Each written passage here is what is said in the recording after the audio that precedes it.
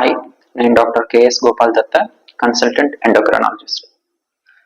మాకు పేషెంట్స్ చాలా ఫ్రీక్వెంట్గా అడిగే క్వశ్చన్, నాకు షుగర్ వల్ల సిమ్టమ్స్ ఏం లేవండి, వాల్యూస్ చూస్తే 200, 300, 400 ఉంటున్నాయి, సిమ్టమ్స్ ఏం లేవు, మరి నేను ట్యాబ్లెట్లు అసలు వాడాలా, కంట్రోల్లో పెట్టుకోవాలా అని చెప్పి.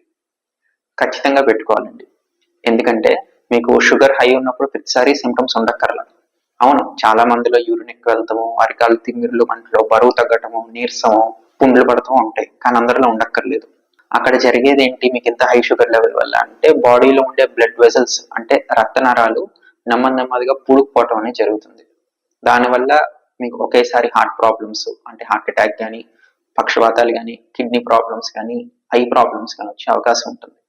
ఇన్ఫ్యాక్ట్ మీరు చూసుకుంటే హార్ట్ ప్రాబ్లం అనేది షుగర్ పేషెంట్స్ లో 10 రెట్లు ఎక్కువ వస్తుంది నార్మల్ పాపులేషన్ కన్నా.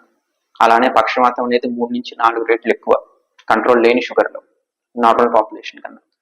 కిడ్నీ ప్రాబ్లమ్ కి leading cause high sugar levels, eye problems కి leading cause high sugar levels. So ఈ అవగాహన అనేది అందరికీ ఉండాలి. ఖచ్చితంగా షుగర్ లెవెల్స్ ని కంట్రోల్లో పెట్టుకోవాలి.